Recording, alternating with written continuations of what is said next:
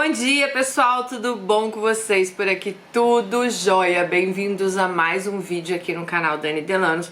Mais uma história aqui no nosso quadro Mundo Gringo.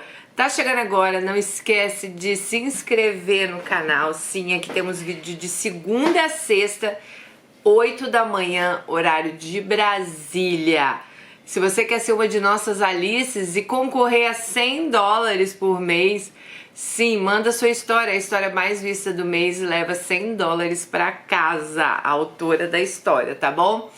E é um prazer ter vocês, muita gente nova chegando por aqui, por isso que eu falo, compartilhe esse vídeo, passa o canal para as amigas, comentem, deixa aí o seu joinha, porque esse canal vive aqui da história de vocês, tá bom? Bora lá para a história de hoje.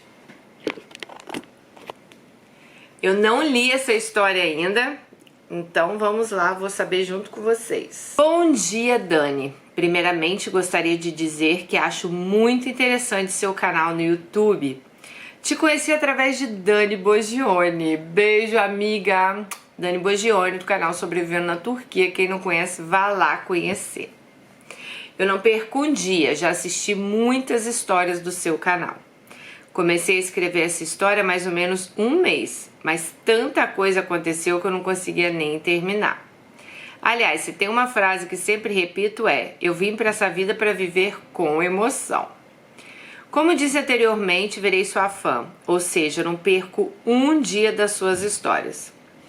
Hoje é dia 18 de agosto de 2022. Eu acabei de ouvir você falando uma história de um casal que se encontrou depois de 60 anos. Mas a parte que mais me chamou a atenção foi a parte do seu comentário, onde você falou que você planejaria sua vida com mais detalhes. Sabe por que me chamou a atenção? Porque eu planejei a minha vida. Me vejo planejando minha vida desde os 13 anos de idade. Cada passo que eu queria dar ou não. Mas não aconteceu do jeito que eu planejei. Aconteceu como deu para acontecer. Pois há fatores que a gente não controla. E só com maturidade entendemos isso. Com certeza, amiga.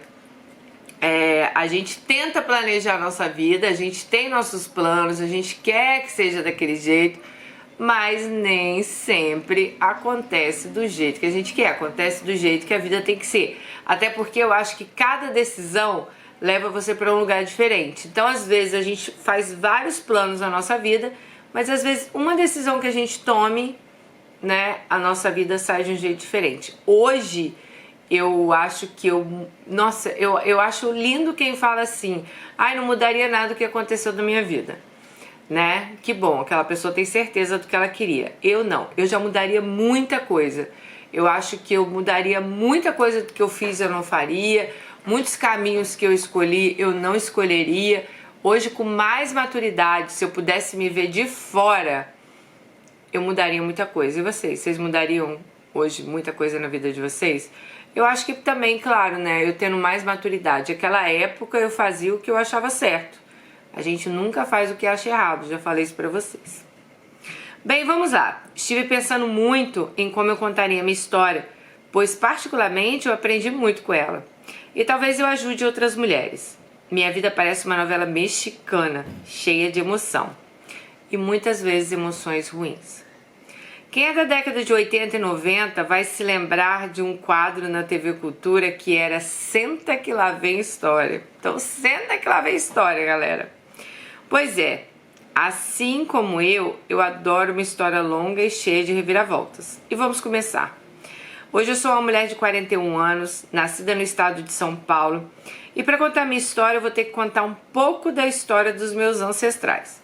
Até porque somos frutos das nossas escolhas e das escolhas daqueles que vieram antes de nós. Sou descendente de imigrantes pobres, portugueses e italianos que depois de muita luta e trabalho conseguiram se estabilizar na classe média brasileira. Então eu sempre tive em mente que para conseguir qualquer coisa que eu quisesse na vida, eu deveria trabalhar e estudar muito. Vamos começar pelo meu avô materno, um dos meus grandes amores. Ele ficou órfão com 6 anos de idade. A mãe dele esperava o 6º filho. Ele não terminou o ensino fundamental, fez supletivo aos 17 anos, Lá conheceu minha avó, que tinha 15.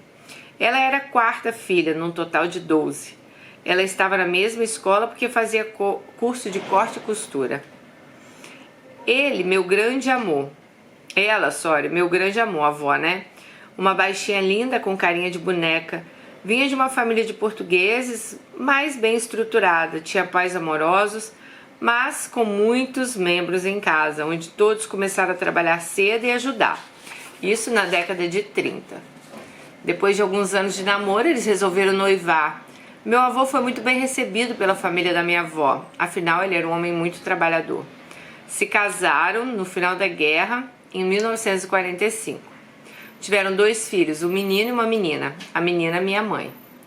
Bem, meu avô era protestante, minha avó católica. Ela se converteu ao protestantismo e eles viviam uma vida bem regrada. Trabalhavam muito, muita dedicação ao outro, família, comunidade da igreja. Era essa a vida deles. Meu avô era filho de imigrantes italianos, casca grossa. Aprendeu a ser amoroso com minha avó e a família dela. Mas pelo fato dele ter sido criado sem a presença do pai e ser bem religioso, era rígido e machista. Agora vamos para a família do meu pai. Eles também imigrantes italianos, porém diferente do meu avô, que já tinha sido polido. A família do meu pai era bem rústico e extremamente machista, ao ponto de achar que bater em mulher era normal. Minha avó, por exemplo, só foi aprender a ler e escrever quando minha mãe se casou com meu pai, e ela tinha quase 50 anos. Meu avô achava que o homem podia fazer o que quisesse. Além de ser agressivo com a esposa, com os filhos, ele também tinha amantes e uma outra família. Meus pais se conheceram quando minha mãe foi passar férias na casa dos avós maternos. Era uma casa no interior de São Paulo, a 200 quilômetros de onde ela morava. Ele morava na cidade vizinha que ela foi passear. Então eles acabaram se conhecendo num bar boliche. Minha mãe sempre foi uma mulher bonita, mas tinha que seguir muitas regras religiosas. Por isso, não tendo muita experiência de namoro, aliás, gente, mulher decente naquela época era virgem até o casamento. Minha mãe era a mulher perfeita para casar. Um tanto quanto mimada pela minha avó, tinha educação religiosa, tinha feito magistério, sabia tocar piano, bordar, cozinhar. Enfim, típico daquela época. E realmente era uma época que todas as mulheres faziam magistério, todas sabiam costurar, todas sabiam bordar. E ali que era, né, definido assim o tipo de mulher que você era, né? Meu pai já trabalhava no negócio próprio e mesmo novo já dava sinais de prosperidade. Ele era muito galanteador, dizia que tinha se apaixonado pelos lindos olhos verdes da minha mãe. E ela se encantou com a possibilidade de casar com um homem lindo que a tratava como uma princesa. Preciso dizer que deu merda, né? Vamos lá. 7 anos depois do casamento deles, eu nasci. Depois de apanhar no dia do casamento, não poder usar salto nem maquiagem, minha mãe se viu trancada dentro de casa sem poder abrir as janelas por mais de 7 anos. Minha mãe sofreu 3 abortos por vários motivos e vivia trancada, sem direito nem ir no hospital. Ela não saía gente, tô até tonta. Ela não saía no quintal nem para estender a roupa no varal. Quando a minha avó materna foi visitá-la e descobriu que ela estava grávida do 4º bebê, ela resolveu enfrentar o genro. Mesmo ameaçada com uma arma, ela resolveu que ficaria lá na casa da filha, para tentar garantir que essa gestação seguisse. Como tudo na minha vida é com emoção, eu comecei a ser gerada. Logo em seguida, minha mãe foi diagnosticada com toxoplasmose. Mas graças aos cuidados da minha avó, minha mãe tomava remédio e esse remédio minha avó que comprava, pois meu pai só queria saber de comprar carro novo, roupas novas e sair todas as noites para encontrar com as amantes. Para que casa um inferno desse aí? Detalhe, mais ou menos na mesma época que eu nasci, nasceu uma menina que todos dizem que é filha dele com a sogra do irmão dele. Eu acredito que seja mesmo, eles são muito parecidos, mas ele nunca assumiu. Bom, hoje tem DNA, né? 2 anos e meio depois de mim, minha mãe engravidou novamente. Com 7 meses de gestação, minha irmã nasceu com problemas de malformação. Precisou operar do coração com 1 ano de idade. Meus primeiros anos de vida não foram fáceis. Presenciei meus pais brigando e ele batendo na minha mãe. Maltratava minha irmã, não aceitava que ela tinha uma deficiência mental e que ela precisava de tratamento. Comigo, ele me tratava bem, mas hoje eu tenho plena noção que os carinhos que eu recebia eram muito além de um amor paterno. Vocês entenderam, né? Eu me lembro dele passar a mão debaixo da minha saia, me colocar sentada no colo dele e eu sentir algo diferente entre as pernas dele. E eu receber vários beijos e chupadas no pescoço. Até então a minha mãe era vítima dessa história, mas eu sempre achei minha mãe passiva demais, muito submissa. Eu tinha certeza que era o tipo de vida que eu não queria ter pra mim. Bom, na escola, apesar de tudo, eu ia bem. Eu sempre tive uma enorme curiosidade em aprender e as doenças da minha irmã me aguçaram a vontade de saber sobre o corpo humano e a medicina, isso desde muito novinha. Vamos colocar 3 para 4 anos de idade. Quando eu tinha 8 anos e meio, minha mãe ficou muito doente. Meu pai nos levou para a casa dos meus avós maternos, pois apesar de ser uma cidade do interior, com o triplo de habitantes, tinha muitos médicos e especialistas lá. Lá os médicos descobriram que minha mãe tinha uma doença venérea, ou seja, transmitida sexualmente, e que a infecção já tinha tomado todo o útero dela. Ela teve que fazer uma histerectomia, retirou útero e ovário, com 36 anos. Ali minha mãe viu a oportunidade de sair desse casamento de 15 anos, que mais era uma prisão do que um casamento. Com a ajuda do irmão, que pagou um advogado, ela pediu o divórcio. Esse divórcio durou mais de 7 anos no litigioso. Contudo, no ápice da separação, quando parecia que tinha acontecido de tudo, eis que um dia, eu não me lembro porquê, meu pai falou que ia comprar remédios e que ela precisava. E se ela queria dar uma volta de carro? Fomos todos, inclusive meu avô materno. Ele deixou meu avô na farmácia, acelerou o carro e começou o nosso sequestro. Ou a tentativa, né? Foi a primeira vez que eu me lembro de presenciar um milagre. Quando eu entendi que estávamos em perigo, eu virei contra o banco, me ajoelhei e orei. Eu precisava de um milagre, pois aquele homem doido ia destruir a vida de todos nós. Ele estava furioso. Me lembro da minha mãe dando um tapa no rosto dele. Então, ele resolveu que mesmo estando na estrada, ele retornou e nos levou de volta para casa dos meus avós maternos. Desse dia em diante, ele perdeu o controle, o poder pátrio e nunca mais pôde sair além dos portões, entrar, né, do portão da casa deles. Tipo, teve uma ordem de restrição lá. Bom, e desde esse dia eu comecei a ter crises de ansiedade e de pânico. Ele nunca pagou pensão e apesar de ter sido preso várias vezes, ele falava que já morávamos com meus avós, eles que pagassem tudo. Até que quando eu fiz 12 anos, eu pedi para ele parar de tanto drama, indo nos visitar para nos fazer sentir mal. Ele falava coisas sem noção e reclamava da minha mãe. Se ele achava que era tão injustiçado por ser nosso pai, né? Então que ele sumisse, porque para que ela queria um pai daquele? Ele não ligava nos meus aniversários, não dava sinal de vida. Quer saber? Depois disso ele sumiu e foi um alívio. Eu me senti rejeitada, era um sentimento que eu não gostava de sentir, mas hoje eu vejo que era normal. Fiquei 12 anos sem contato com ele. Bem, aí a vida foi acontecendo. Lógico que tudo isso trouxe consequências. Eu tinha pavor de homens. Eu não conseguia abraçar nem o meu avô. Eu comecei a descontar meus medos, frustrações na comida. Minha mãe virou a vilã. Ela começou a me maltratar, gritava comigo o tempo inteiro. Ela via defeito em tudo que eu fazia, principalmente no meu corpo. O fato de eu não ser como ela, alta, olhos claros, incomodavam ela. Sempre dizia que eu era exatamente como meu pai, tanto fisicamente quanto no caráter. Meus avós tentavam acalmar a fera, mas não era fácil não. Meus avós sempre foram fonte de amor e segurança para mim.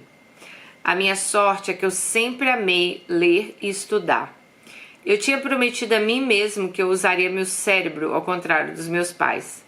Então me refugiei nos livros. Com 13 anos, pedi para parar com as aulas de piano e fazer inglês, pois assim eu sei que eu conseguiria me preparar para o vestibular. Com 16, eu já tinha lido quase todos os clássicos da literatura. Apesar de eu ter pedido, minha mãe falava que não me colocaria numa escola privada. Mas eu sabia que estudando em escola pública seria muito difícil eu passar no vestibular mais concorrido, que é medicina.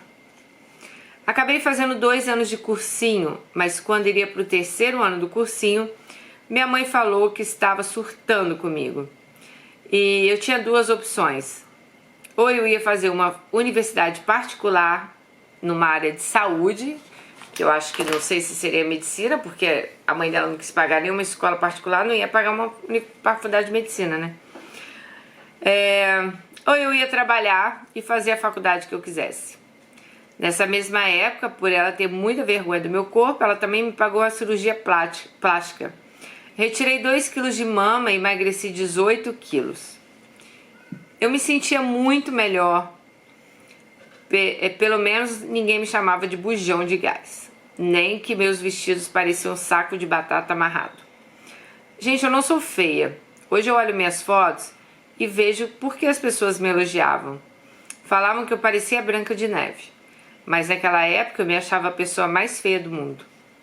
Fui ter meu primeiro namorado aos 21 anos. Só namorei porque o pessoal da igreja insistiu que ele era um bom moço. E ele fazia o tipo perfeito, bonzinho, e não bonito. Não que eu não me interessasse por ninguém, sempre tive amores platônicos, mas me sentia indigna de ser amada. Gente, entrei na faculdade, não cursei medicina, mas eu estava amando estudar na área de saúde. E entendi que eu sempre tinha querido ser pesquisadora e não médica. Desde adolescente, meu sonho era fazer um intercâmbio, conhecer outro país, conhecer um outro lugar, uma nova cultura. Sempre fui apaixonado por história e a Europa me veio em mente. Mas minha família não tinha condições de me mandar para o intercâmbio. Mesmo que talvez tivesse, minha mãe nunca deixaria eu sair debaixo das asas dela. Minha avó também não. Bom, enfim, desde o 2º ano da faculdade comecei a fazer estágios em laboratórios, pesquisas das universidades públicas. Passava as férias lá, pois as aulas eram em período integral. No 4º ano eu já estava me preparando para fazer um mestrado no ano seguinte. Eu era uma das melhores alunas da minha sala. Estava tudo planejado. Eu faria um mestrado e faria uma parte do mestrado em outro país. Até que no começo do ano seguinte eu fui num acampamento da igreja e lá encontrei uma paixão de adolescente. Eu gostava dele desde os 15 anos, mas sempre ouvi minha mãe me dizer que eu enxergava demais. Afinal, como um menino tão lindo como ele, olharia para uma mulher como eu, gorda e desajeitada. Palavras da mãe dela. Bom, então aqui ela já fala por que as coisas saíram do plano, né? O plano era ir para a Europa. Acho que já mudou. Nesse acampamento eu tinha 23 anos. Eu estava na minha melhor fase. Mas tinha um detalhe. Esse menino não morava na mesma cidade que eu e ainda tinha uma namorada. Eu, que tinha tido uns namorinhos de no máximo 3 meses, me apaixonei por ele. Resumindo, até pouco tempo atrás eu achava que ele era o grande amor da minha vida. Mas vou voltar nele depois. Na mesma época eu quis entender por que eu tinha tanto medo de me relacionar e fui falar com meu pai.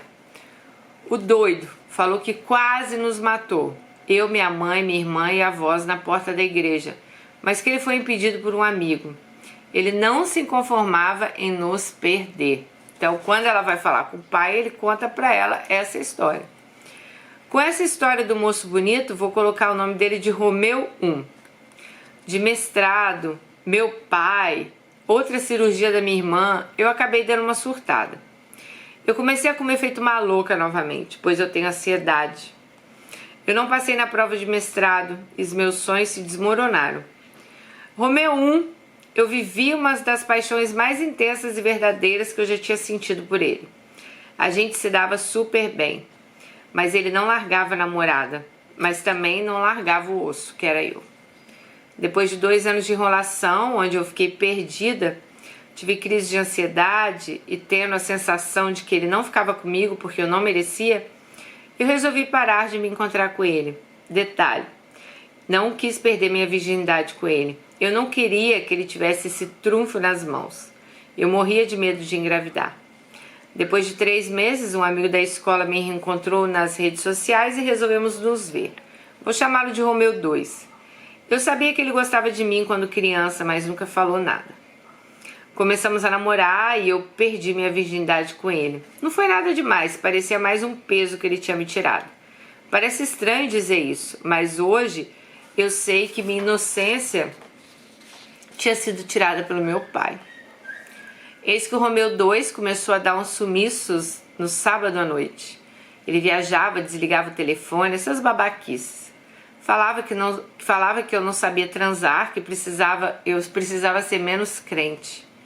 Através de uma amiga minha e conhecida em comum dele, descobri que ele tinha ido a um casamento com outra namorada. Sim, gente, ele tinha 2 namoradas. Logicamente que eu terminei. Ele dizia que a menina que me contou é porque tinha inveja do nosso amor. Olha que ridículo isso.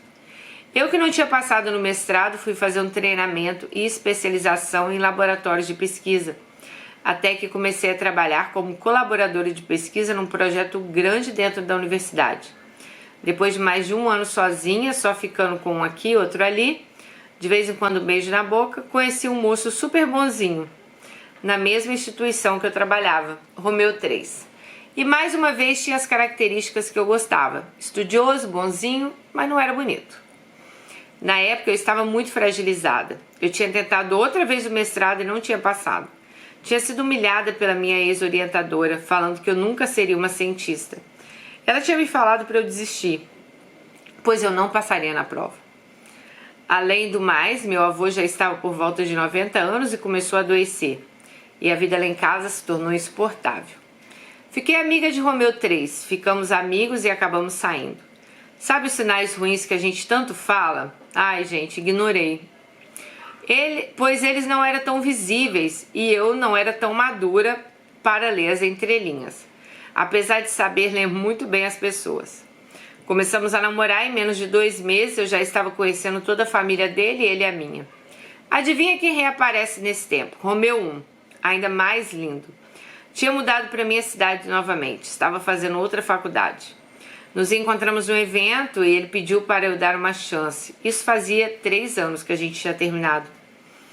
Ah, lógico que nesses 3 anos ele me ligou, mas eu estava namorando, então sem encontros. Resolvi não arriscar. Com muita dor no coração eu falei que eu não queria. Eu não confiava mais nele, apesar de gostar muito dele. Em menos de 1 ano de namoro eu decidi trabalhar num hospital uma noite sim e outra não e continuar a universidade de dia. Meu financiamento no grande projeto estava acabando. Eu não podia ficar sem dinheiro. Então eu guardava dinheiro de um trabalho na poupança e usava o dinheiro do outro para pagar minhas despesas. Guardem essa informação. Bom, nessa época eu só trabalhava, tinha folga a cada 15 dias. Nisso meu avô morreu. Daí 9 meses, o irmão da minha avó também morreu. E adivinha? Ela virou bicho doido. Gritava muito o tempo todo, chorava, tínhamos brigas homéricas. Eu não podia passar um sábado à noite na casa do meu namorado, ela me xingava, me maltratava.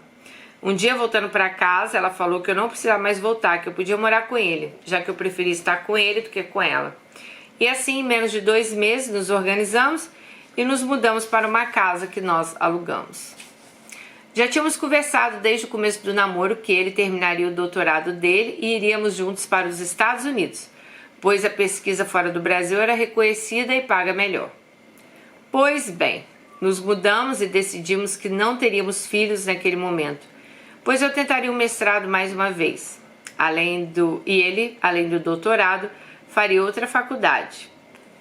E assim foi. Finalmente entrei no meu sonhado mestrado. Nos casamos e seguimos nossa vida. Para dar um pouco de emoção na minha vida, minha mãe convenceu o gerente do banco dela a olhar uma conta minha. Nesse banco tínhamos uma conta conjunta, eu e minha mãe, e uma separada que era com as minhas economias. Ela disse a ele que ela estava passando por muitas dificuldades e que ela sabia que eu tinha uma poupança e que o dinheiro ajudaria a pagar a dívida dela no banco. Dívida essa que foi feita por ela. A bendita conseguiu ver meu saldo e depois fez um teatro de choradeira. Ela me mostrou o valor que eu tinha, até os centavos. Ela falou que eu tinha roubado aquele dinheiro dos meus avós, que se ela não conseguiu economizar como eu consegui, que o dinheiro era dela por direito, pois era dos pais dela. Gente, imagina, eu tinha trabalhado 3 anos fazendo plantão em hospital, não tinha nem folga, e tinha que dar todo o meu dinheiro para ela. A partir desse dia, nossa relação se quebrou, como um vaso de cristal que nunca mais voltou a ser como antes. Eu nunca mais consegui confiar na minha mãe, e pela primeira vez eu fiquei meses sem se falar com ela. Gente, eu fico pensando que poder tem o dinheiro em cima de algumas pessoas, né? Cara, a própria mãe, imagina se a minha filha tá juntando dinheiro, eu vou olhar a conta dela e falar, ai, você me deve isso. Cara, que merda de mãe é essa, credo? Bom, eu me agarrei ao meu marido que virou minha família. Voltei a frequentar a igreja, pois ninguém mais me julgava por eu morar com meu namorado sem ser casada. Foi muito difícil, pois eu sentia muita falta da minha avó, da minha irmã. Ao mesmo tempo, minhas amigas de vida sempre me apoiaram. Aos poucos fomos voltando a conversar. Íamos nos almoços na casa dela, mas lógico que havia chantagens de todos os tipos e muita culpa da minha parte. No aniversário de 30 anos, acho que é dela, né? As filhas do segundo casamento do meu pai vieram falar comigo. Meu pai estava muito chateado comigo, pois ele era meu pai e eu o desprezava. Por que será, né? Quanto à vida profissional, apesar de ser difícil, após graduação, eu passei a amar novamente o que eu fazia. Então resolvi fazer doutorado. No doutorado ganhei uma bolsa para aplicar para o estágio no exterior. E aquilo ficou na minha mente. Eu faria isso? Ficaria 1 ano em outro país? Assim como eu tinha sonhado quando eu tinha 20 anos de idade? Como tudo na minha vida é com emoção, depois de 1 ano escrevendo projetos, estudando, feito uma louca, falando com possíveis orientadores, meu projeto foi aprovado. Mas meu visto saiu somente 4 dias antes do prazo do projeto no exterior começar. Mas como a história é longa, já vou dizer que fui para um país europeu para fazer 1 ano de doutorado. Detalhe, recebi a notícia do consulado na casa da minha avó. Minha mãe, ao invés de me parabenizar, virou a cara e falou que se eu queria ficar um ano longe da família, que eu fosse. Eu acho incrível essas mães que não torcem pelos filhos, cara, não é possível. Estava tentando terminar o doutorado e a graduação que estava fazendo na época. Então combinamos dele ficar no Brasil e assim que eu voltasse, tentaríamos engravidar e partiríamos para os Estados Unidos. Mas amiga, pra que você ia engravidar antes de ir para os Estados Unidos, gente? Bom, não foi bem assim que aconteceu. Eu vivi um dos anos mais intensos da minha vida fora do Brasil. Eu estava num país da Europa onde eu ia aprender a ver a vida com outros olhos. Tive contato com pessoas do mundo inteiro, diversas religiões, aprendi a viajar sozinha. Para vocês terem uma ideia, aprendi a andar de metrô na Hungria. Foi muito legal. Aprendi a me amar, mesmo sendo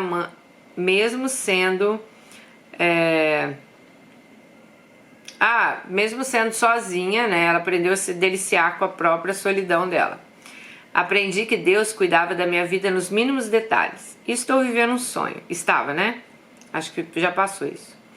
Na universidade, eu que sempre tinha sonhado em ser poliglota, ouvia 4, 5 línguas diferentes em menos de 30 minutos. Os laboratórios pareciam que tinham saído de um filme de ficção científica. Claro, ela vai para um lugar fazer isso, deve ter estudantes do mundo inteiro. Bom, lembra de Romeu? A mãe dele tinha Romeu 1. A mãe dele tinha morado no mesmo país que eu iria, então voltei a ter contato com ele para poder ter contato com ela. Aliás, ela me ajudou muito como me adaptar no país. Romeu 1 quase foi ao país me visitar como amigo, lógico, mas brigamos tanto que ele acabou não indo. Hoje eu agradeço a Deus por ele não ter ido, pois eu sei que meu casamento estava bem esquisito. Meu marido na época, assim que terminou tudo, decidiu que queria ficar um ano sabático, pois o doutorado e a faculdade tinham exaurido ele. Um ano sabático é um ano sem fazer nada, né? Ou então o Marcos, meu marido, ele tirou um ano sabático em 2015 para viajar o mundo. Então ele foi para 120 países diferentes, né? Naquele ano. Então você tira para viajar aí por onde você quer. Ou para viajar, para fazer o que você gosta, né? Talvez deixar de trabalhar, ficar um ano sabático aí. Tô precisando desse ano sabático. Bom,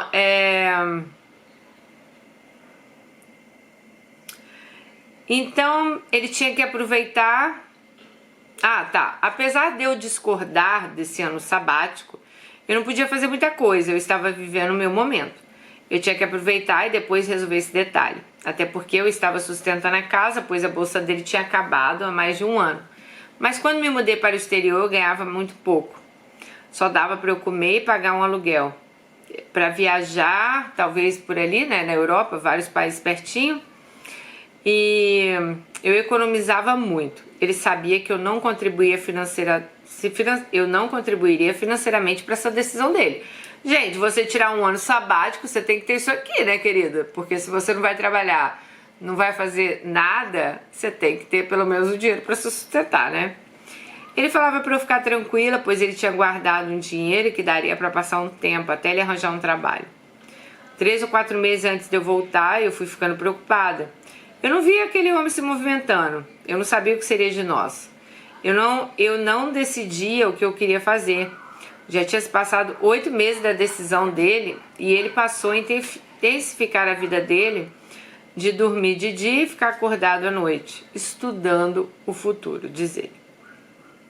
Assim que cheguei do exterior, tive que ouvir um sermão do pai dele que estava pagando as despesas dele.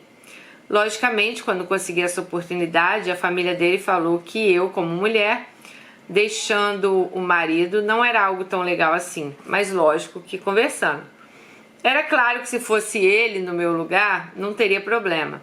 Até porque tinha acontecido uma situação parecida com ele e a ex-namorada, e ele foi e ela ficou. Quando é com a mulher sempre tem problema, né? Mulher, você vai passar um ano fora, vai deixar seu marido? Como assim? Gente, é meu futuro, né?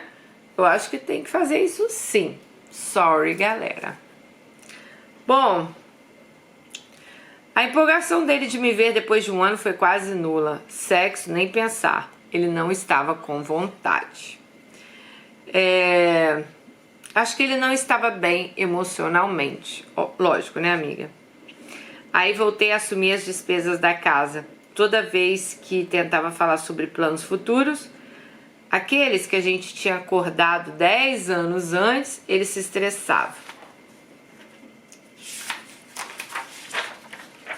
Ele falava que não sabia o que ia fazer, que não era pra mim pressioná-lo.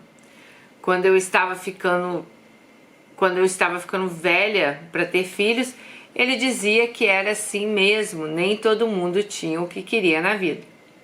Só sei que fui ficando cada vez mais angustiada, que nunca tínhamos brigado, a gente vivia em pé de guerra, principalmente por causa da falta de trabalho dele e minha obsessão que a situação se resolvesse. Como eu já disse em vários vídeos, quando falta dinheiro, o amor pula para onde? Pela janela. E tem gente que me critica quando eu falo isso. Não adianta, gente. Num casamento tem que ter, sim, grana, tem que ter uma boa estabilidade financeira, senão começam os problemas que eu sei porque eu já passei por isso. Ele disse que ele não queria que eu engravidasse, me chamou de desequilibrada, gorda, que eu jamais poderia ter um filho, que ele jamais teria um filho comigo. Gente, meu coração se cortou. Que tinha me prometido que jamais deixaria um homem me maltratar. E ele estava falando isso, inclusive do meu desejo de ser mãe. Ele dizia que eu preferia a mim do que a nós dois. Nisso, gente, ele já estava fazendo 40 anos e falou que queria passar o aniversário dele com a família dele em outro estado. Eu, que já estava com a paciência mais que esgotada, só chorava. Bom, ele deu um jeito e falei para a mãe dele dar de presente para ele as passagens. E lá foi ele passar 15 dias com a família. Ele falou que eu estava trabalhando demais e tudo bem ele sozinho. O que eu fiz? A família de Romeu 1 estava morando em outro estado e eu era muito amiga da mãe dele. E fui lá passar uma semana na casa dela. O marido teve um péssimo aniversário. Lá ele entendeu que eu, mulher dele, estava de paciência esgotada e que eu queria uma nova atitude. Graças a Deus, Romeu 1 estava namorando firme e a namorada tinha ficado grávida. Inclusive, essa criança é uma bênção. Então, mesmo nos vendo e dando aquele reboliço dentro de ambos, não fizemos nada, nem ao menos um beijo. Lógico que eu sofri. Ela tinha o que eu queria. Ela tinha o meu amor da adolescência e um filho dele. Na época eu não sabia lidar com tanta dor. Depois eu entendi que foi a melhor coisa que nos aconteceu. Depois dessa viagem, onde eu entendi que meu casamento tinha acabado, eu viajei novamente para o país que fiz estágio. Vim para fazer outros experimentos para acabar o doutorado. Pedi uma vaga de pesquisadora para o meu chefe, na época era para 6 meses. Pedi de 1 ano e concordamos.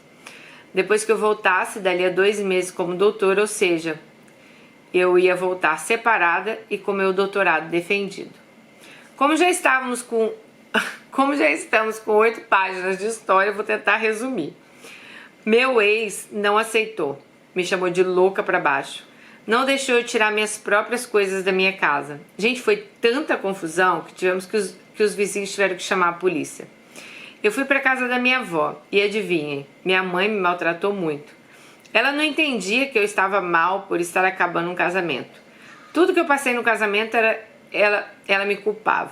Ela não entendia que eu tinha que terminar um casamento, um doutorado, arrumar tudo para visto, organizar a defesa, relatórios em 2 meses. E a mãe então deixava ela maluca. Enfim, consegui fazer tudo. Voltei 1 mês antes da pandemia começar no mundo e 3 meses antes de começar na Europa. Voltou para lá, né? Como estou hoje? Então vamos lá. Hoje eu estou trabalhando há 3 anos como pesquisadora. Lembro do meu sonho da infância? Numa das universidades mais renomadas do mundo. Minha relação com a minha mãe melhorou, pois ela sabe hoje até onde ela pode ir. Eu impus limites. Minha avó está beirando 100 anos e minha irmã está bem de saúde. Bom, lembram de viver de emoção? Pois é. Estou tirando minha cidadania italiana, graças aos meus antepassados. No dia que eu cheguei na Itália, me vi com Covid e grávida. Gente, isso mesmo, grávida. Hoje eu namoro um local há 2 anos e apesar dele ser muito bonito e mais novo, eu me sinto insegura. Eu tenho um relacionamento tranquilo, onde eu respeito e sou respeitada. Somos muito parecidos e isso facilita. Apesar de europeu, ele é muito manhoso e carinhoso como eu. Não foi fácil encontrar um cara legal aqui não. Tive que ter vários encontros desastrosos. Não quero me casar de novo. Nos damos muito bem. Tentamos engravidar naturalmente e nosso milagre aconteceu, mesmo eu já tendo 41 anos. Então eu estou de poucas semanas. Não posso falar para quase ninguém, mas essa semana eu fiz um ultrassom e ele tá lá bonitinho. Então ela tá grávida do namorado, né, italiano. Bom, eu tinha que contar aqui. Então não sei como vai ser meu futuro, pois tem muitas coisas ainda para acontecer. Principalmente cuidar dessa nova vidinha aí que tá dentro dela, né? E qual é o meu conselho? Meninas, não desistam, sejam resilientes, persistentes. Não deixe que sua felicidade na mão de ninguém. Estudem, trabalhem, dediquem-se a vocês mesmos. Se tem fé, orem, acredite que o melhor Deus tem preparado para você. Com isso encerro essa carta, com lágrimas nos olhos de emoção e muito feliz por dividir minha história com vocês. Um beijo, Alice, muito obrigada por ter mandado e contado a sua história. Mulher, que história, né? Mas olha, resumindo, o ápice aqui, eu achei que hora nenhuma você deixou de acreditar no seu futuro, deixou de acreditar onde você ia chegar e você não colocou isso da mão de outra pessoa, você foi lá e fez. Mesmo você estando casada, eu acho que isso é muito importante, gente. Casamento é companheirismo. Então, foi até legal que seu marido aí ficou 1 ano sem você, então você vai para um outro país, faz sua pós-graduação, sua doutorado, que era algo assim que você queria muito, né?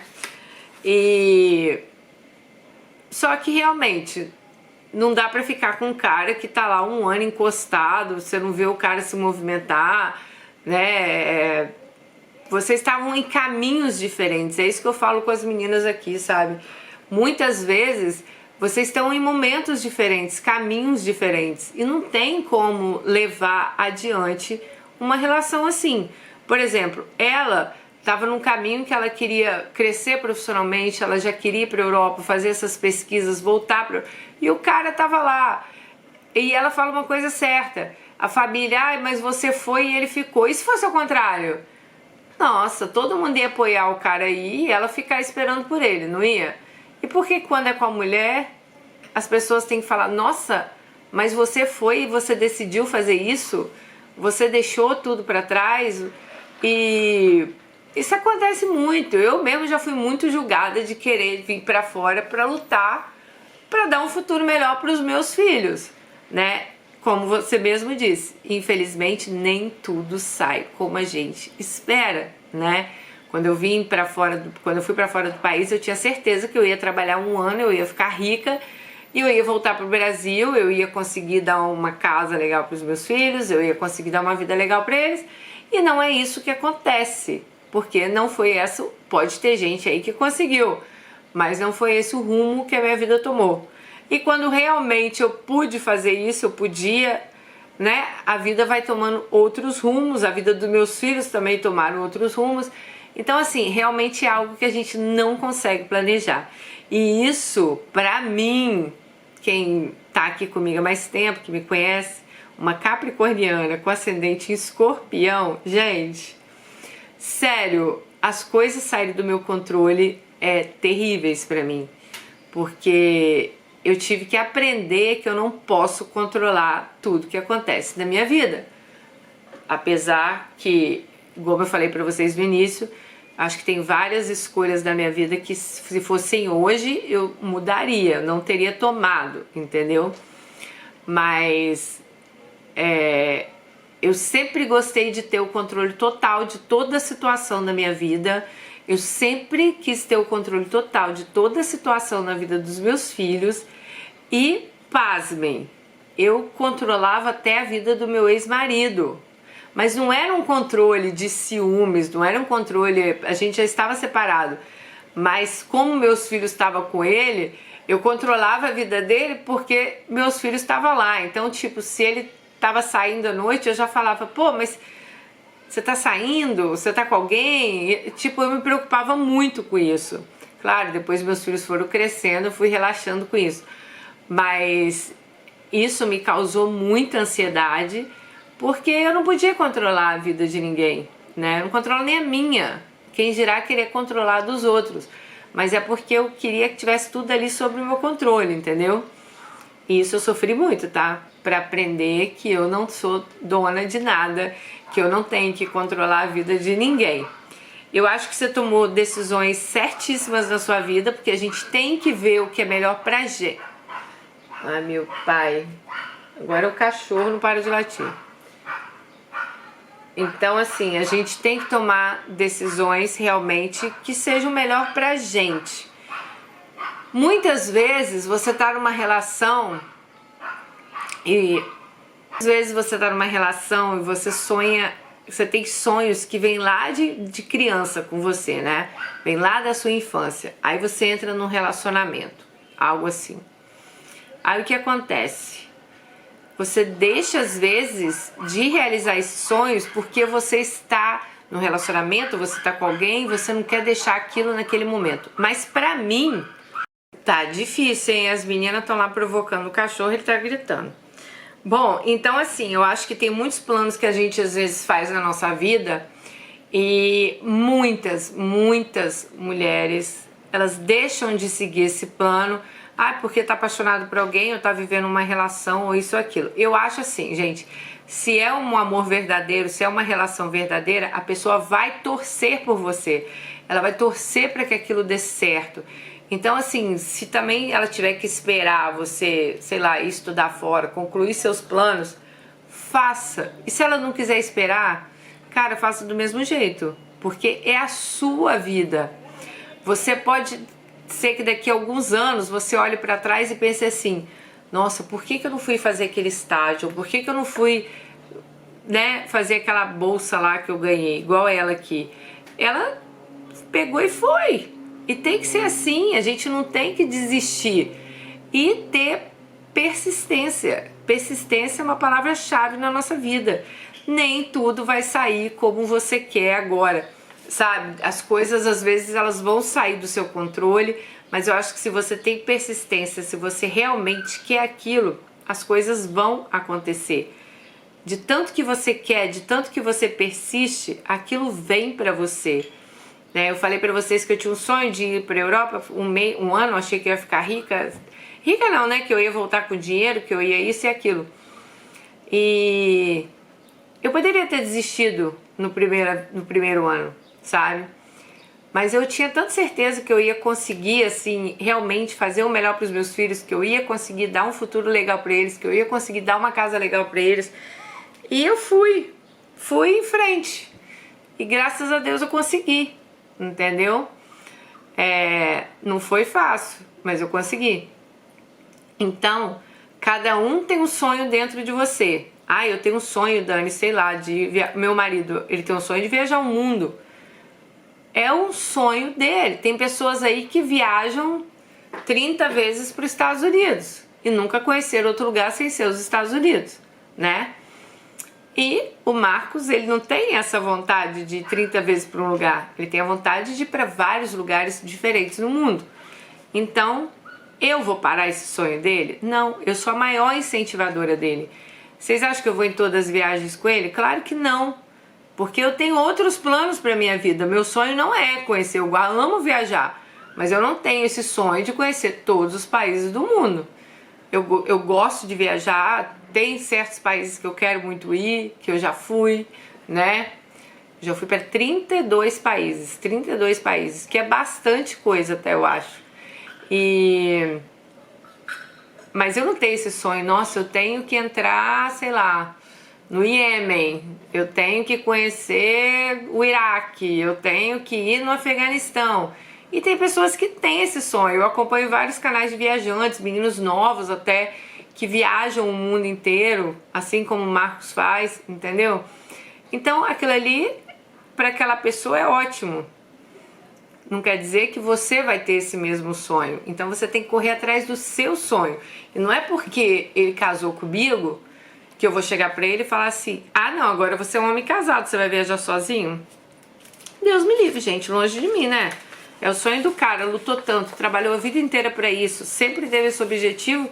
Não sou eu que vou fazer com que ele não realize isso, vocês podem ter certeza. Então, persistência, perseverança, resiliência, palavras-chave aí do vídeo de hoje. Alice, muito obrigada por dividir sua história com a gente, né? Fico feliz de você também estar mais próxima hoje da sua mãe. Seu pai realmente, né, amiga, é fogo, né? Mas eu nem vou entrar nesses detalhes, não, que as meninas vão deixar a opinião delas aí, mas é complicado, né?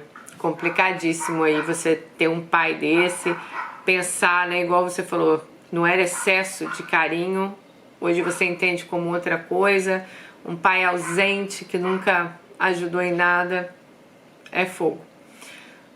Beijo no coração de vocês e até o próximo vídeo. Tchau!